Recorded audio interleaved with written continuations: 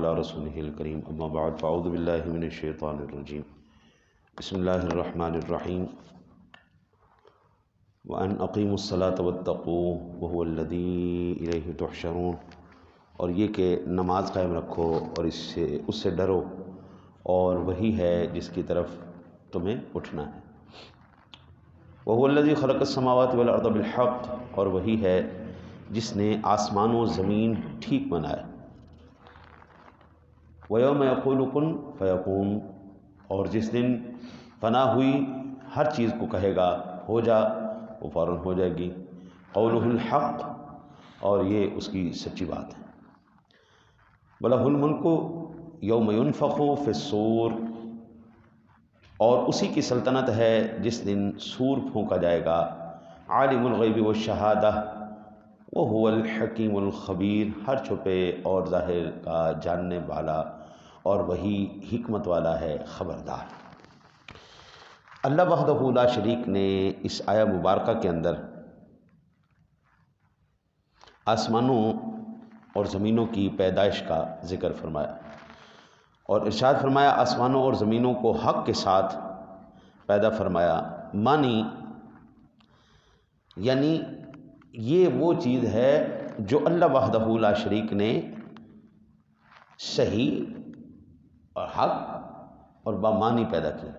اللہ نے اس کو باطل پیدا نہیں کیا کہ ہمیں حادثاتی طور پہ پیدا ہوگی ہو، نہیں، ایسا نہیں، ارادتاً بنایا، اور اپنے بالکل صحیح اندازے کے مطابق اس وحدہ لا شریک نے اس کو پیدا فرمایا، نہ باطل پیدا فرمایا، نہ خطاً پیدا فرمایا۔ سورہ صاد کے اندر اللہ وحدہ لا شریک نے اسی مضمون کو مزید واضح فرمایا۔ وَمَا خَلَقْنَا السَّمَاءَ وَالْأَرْضَ وَمَا بَيْنَهُمَا بَاطِلًا، اور ہم نے آسمان اور زمین کو اور جو کچھ اس کے درمیان ہے بے فائدہ نہیں بنایا۔ یعنی اس کا مطلب یہ ہوا قبلہ کہ جو کہکشائیں، یہ سورج، یہ ستارے، یہ سیارے، یہ جتنے بھی میرے رب کی تخلیق ہے نا، یہ سب بامانی ہے۔ میری عقل میں ابھی نہ آئے گی ایک الگ بات ہے، مجھے ابھی سمجھ میں نہ آئے یہ بات، وہ ایک الگ بات ہے، لیکن میرے رب کا کلام فرما رہا ہے کہ بھائی یہ بے فائدہ۔ آج آپ اندازہ کریں نا جی، سورج سے یہ سولر انرجی پیدا کر دی گئی کہ نہیں کر دی گئی؟ یعنی آپ یہاں سے اندازہ فرمائیے، حکومت پاکستان نے ایک پروجیکٹ لگایا ہے، وہ 100 میگا واٹ کا، یعنی سولر کے ساتھ وہ انرجی پیدا کر رہے ہیں۔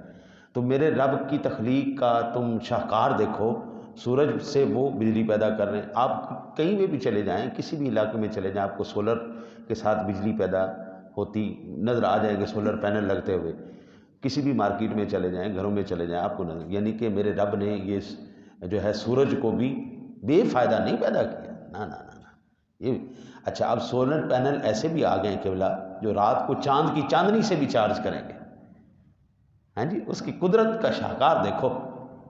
یہ چاند کی چاندنی نہ ہو تو ہمارے پھلوں میں مٹھاس نہ ہو، یہ سورج کی تپش نہ ہو تو ہمارے پھل پکے نہیں۔ یعنی سورج، ستارے، سیارے، کہکشائیں، ہوائیں، فضائیں میرے رب نے بے فائدہ پیدا نہیں فرمائیں۔ یہی بات اللہ وحدہ لا شریک نے آگے ارشاد فرمایا، اور اس آیت کا جو اختتام ہو رہا ہے، وَهُوَ الْحَكِيمُ الْخَبِيرُ، اور وہی حکمت والا خبردار ہے۔ ہاں جی، برحق کلام کے ساتھ اس نے پیدا کیا۔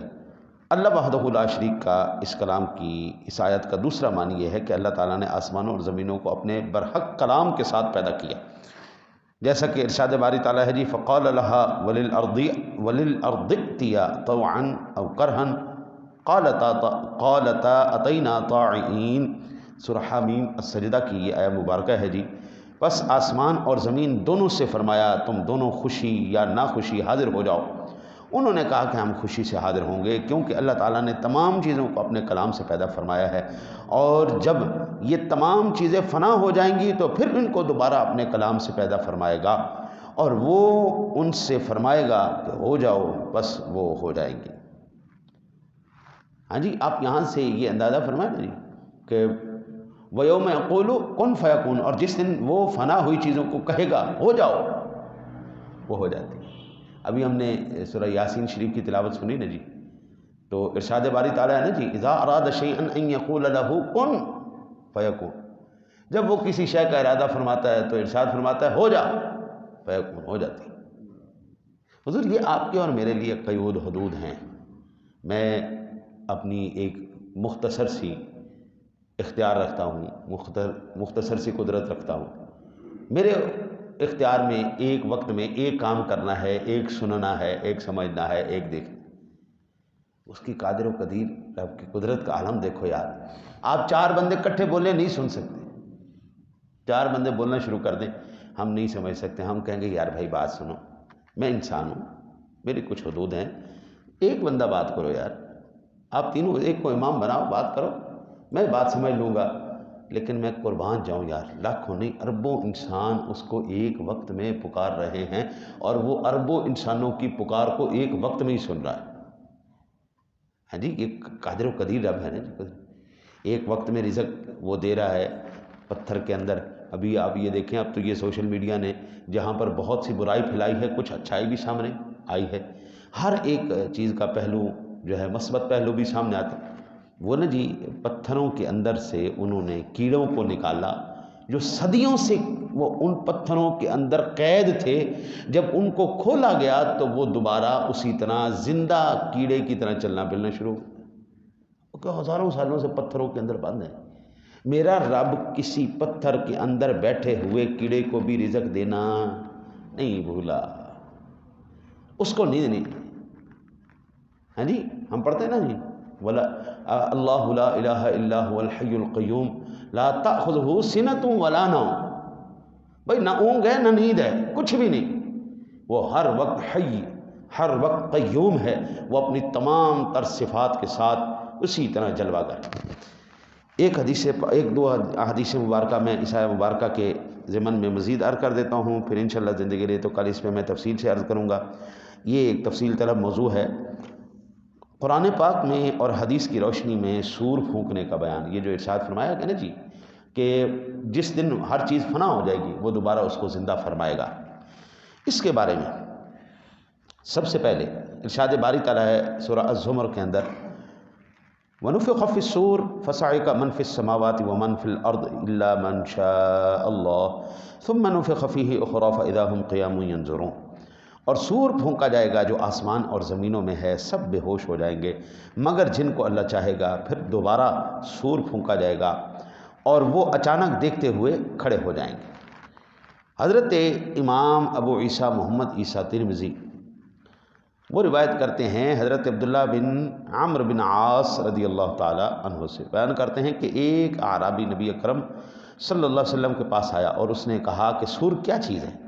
اس نے کہا وہ ایک سینگ ہے جس میں پھونکا جائے گا۔ وہ نا جی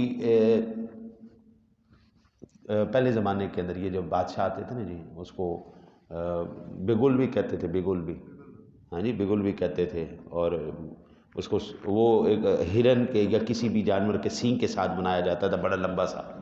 جب بادشاہ آتا تھا یا بڑا اعلان کیا جاتا تھا تو منہ میں رکھ کے پھونکا جاتا تھا، ہاں جی۔ تو وہ سینگ جیسا جو بگل ہے وہ ہر وقت ایک فرشتہ حضرت اسرافیل علیہ السلام ایسے لے کے نا جی ایسے کھڑے، ادھر سے ارشاد باری تعالیٰ انہوں نے فوراً پھونک مار دینا، اور وہ آواز جو ہے نا جی جب چلے گی اس کی آواز ہوگی۔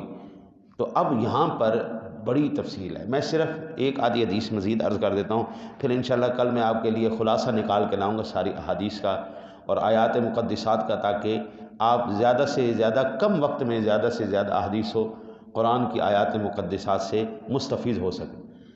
پہلے اللہ وحدہ لا شریک کی ذات گرامی نیک لوگوں کو اس دنیا سے اٹھا لے گا۔ نیک لوگ جب پہلے بجے گا نا، چلو جی بس آج قبلہ مجھے یہ بتائیں،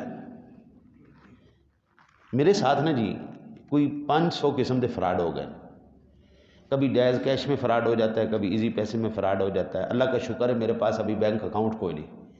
ایک میرے ساتھی نے مجھے بتایا یار میرا الائیڈ بینک میں وہ اکاؤنٹ تھا، وہ الائیڈ بینک کا میرا جو ہے نا جی اکاؤنٹ سے پیسہ چوری ہو گیا۔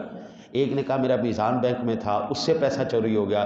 ایک نے کہا میں ATM لگانے گیا، اس ATM سے میرا پیسے چوری ہو گیا۔ ہاں جی، اور اللہ آپ کی خیر کرے، اب یہ بازار جائیں نا جی تو آپ کھڑے ہوں موبائل سے ایسے بات کر رہے ہوں تو وہ موبائل چھین کے لے جاتے ہیں. اچھا نہ بھی آپ سے چھین کے لے جائیں, تسلی سے اترتے ہیں, پستول دکھاتے ہیں, دکھا کے چھین کے لے جاتے ہیں. یہ جتنے بھی فراڈ اس ٹائم ہو رہے ہیں, زمینوں کے فراڈ الگ ہو رہے ہیں. ہاں جی, 2 نمبر زمینیں دے دی, ایک پلاٹ 10 بندوں کے نام الاٹ کروا دیا, پیپر 2 نمبر تیار کرا دیے. گاڑی اسی طرح گاڑیوں کے فراڈ ہو رہے ہیں, زمینوں کے فراڈ ہو رہے ہیں, پلاٹوں کے فراڈ ہو رہے ہیں. گاڑی کوئی بھی آپ حضرت صاحب کوئی بھی چیز اٹھا کے دیکھ لیں, آپ کو ہر جگہ فراڈیا فراڈیا فراڈیا فراڈیا ہی نظر آئے گا. اب تو میرے بابو سڑک پہ چلتے ہوئے لوگوں سے ملتے ہوئے ڈر لگتا ہے کہ یار کہیں یہ ہماری, بندہ عزت ہی بچا کے اب بڑی مشکل سے چلتا ہے. اب جو بندہ عزت بچا کے چلتا ہے لوگ کہتے ہیں بڑا متکبر آدمی ہے. یار ہم متکبر آدمی نہیں ہیں, ہم مجبور آدمی ہیں. ہمارے پاس ایک ہی چیز ہے وہ عزت, وہ بھی چلی گئی تو گل ختم ہو گئی.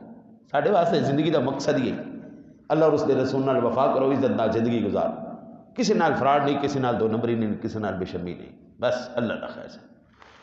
حضرت صاحب مجھے یہ بتائیں, میں وہ دور بڑی اچھی طرح جانتا ہوں, 50 سال پہلے 40 سال پہلے اتنی بے شرمی 2 نمبری اتنا وہ نہیں تھا. یا آپ 40 سال پیچھے جائیں اور بتائیں کہ لوگ اتنے بے ایمان تھے, فراڈیے, دھوکے باز, ڈرامے باز؟ نہیں جناب, حیا تھا, شرم تھا, بہنوں کا شرم تھا, بھائیوں کا شرم تھا, رشتہ داروں کا شرم تھا, محلے کا شرم تھا, علاقے کا شرم تھا, مسلمان بچی کا شرم تھا. آج 40 سال کے بعد ہم کیا دیکھتے ہیں, ہر ایک چھری لے کے چلا ہوا ہے کہ ہر ایک کو ذبح کرنے کے لیے. اور یہ کر کون رہے ہیں؟ کوئی دوسرا تو نہیں کر رہا. اب ہو کیوں رہا ہے؟ جن کی شرم تھی وہ چلے گئے. میں ایک روایت عرض کر دیتا ہوں اشارتاً. موسیٰ کلیم اللہ علیہ نبینا علیہ الصلوۃ والسلام کی ذات گرامی اللہ سے ملاقات کرنے کے لیے جاتے نا جی, تشریف لے جاتے, تو پیچھے سے اماں جی دعا کرتی, یا اللہ بے شک تیرا نبی ہے, تیرا کلیم ہے, لیکن مالک ہے تو میرا بیٹا نا, تھوڑا جذباتی ہے نا, اگر مولا تیری بارگاہ کا ادب ملحوظ نہ رہے کہیں پر طبیعت کی جلالی کی وجہ سے, ہاں جی, کہیں ایسا ہو جائے کہ تیری بارگاہ کا ادب ملحوظ نہ رہے, تو مالک ان سفید بالوں کا حیا رکھ لینا, ان سفید بالوں کا حیا رکھنا مولا, اس کی جو ہے نا جی یہ جو ملحوظ نہیں رہا, ادب ملحوظ نہیں رہا, مولا اس کی خطر یہ معاف کر دینا. حضرت موسیٰ کلیم اللہ کی ہوگی والدہ فوت, تو رب سونے نے کہا اب ملاقات کرنے آ رہے ہو نا, اب ذرا دھیان سے, اب ذرا دھیان سے, جن سفید بالوں کا مجھے حیا تھا نا وہ اب کوئی نہیں رہا.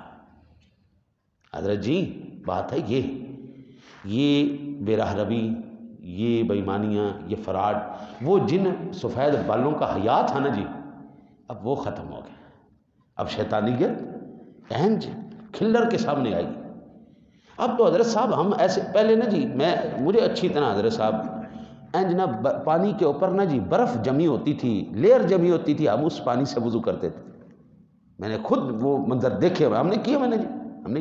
اب تو بھائی اس مسجد میں ہم نے نماز ہی نہیں پڑھنی جس مسجد ہیٹر نہیں ہونا, اے سی نہیں ہونا, نہیں یہ مسجد ہی نہیں, اے سی ہوئے, ہیٹر لگا ہوئے جناب, اسی جائیے وی آئی پی ٹریٹمنٹ ہوئے جناب, پھر ایسی جناب ہے نماز پڑھنی. ہاں جی, تو اگر نہیں ہے تو جی چلو ٹھیک ہے, چھوڑو. اب تو بابو ہم بھی مادیت پرست ہو گئے, ہماری نمازیں بھی مادیت پرستی ہو گئی. دعا کرتے ہیں اللہ تعالیٰ اپنے حبیب کریم علیہ الصلوۃ والتسلیم کا صدقہ ہمیں خاتمہ ایمان پر نصیب فرمائے.